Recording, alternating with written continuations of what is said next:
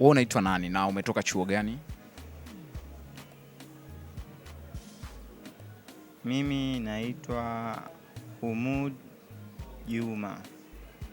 Mimi nimetokea chuo kikuu cha Dar es Salaam. Ninasoma mwaka wa pili masomo ya sayansi na hisabati. Vizuri. Kwenye mashindano ya Adorable Wedding Trade Fair Competitions, ninyi mmekuja na project gani?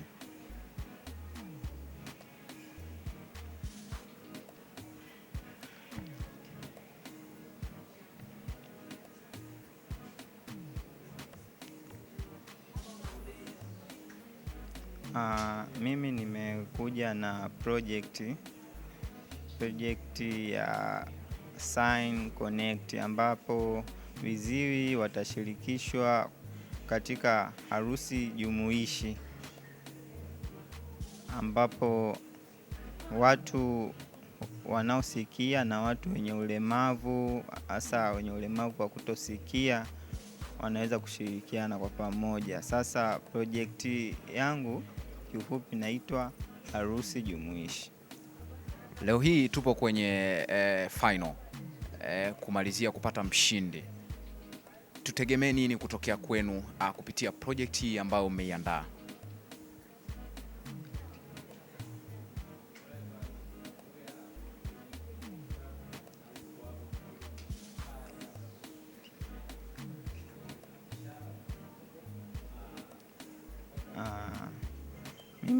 Mimi nategemea kushinda. Kama ushindi utafanyika kiuhakika, mimi nategemea kushinda, kwa sababu nimejiandaa vizuri, kwa sababu wazo langu ni tofauti kabisa na mawazo ya watu wengine. Ni mawazo ya kipekee sana, hajawahi kutokea kawaida. Na kama ushindi unategemea uchakula, inaweza ikawa ngumu, sitoweza, kwa sababu baadhi ya watu wanafahamika sana katika mitandao ya jamii kama Instagram. Lakini kama ni ushindi wa kawaida tu, utaangalia kwa kupitia vyanzo vya kuangalia idea, mambo mengine, basi nitakuwa vizuri. Hongera kwa kitu ambacho umekifanya na kukiplani. Asante. Unaambia nini waandaaji wa mashindano haya kwa jinsi ambavyo wameandaa kufikia hatua hii, kuwezesha haya mashindano yaweze kufanyika kwa wanafunzi na pia kwa watu wenye ulemavu?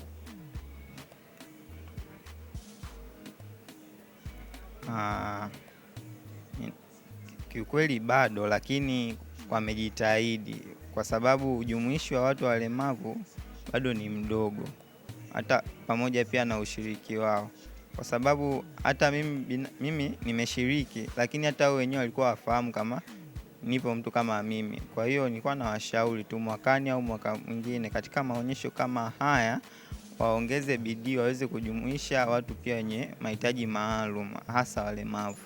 Lakini pia toa neno la shukrani kwa hichi kidogo tu ambacho wamekifanya, kwa sababu ndio mwanzo.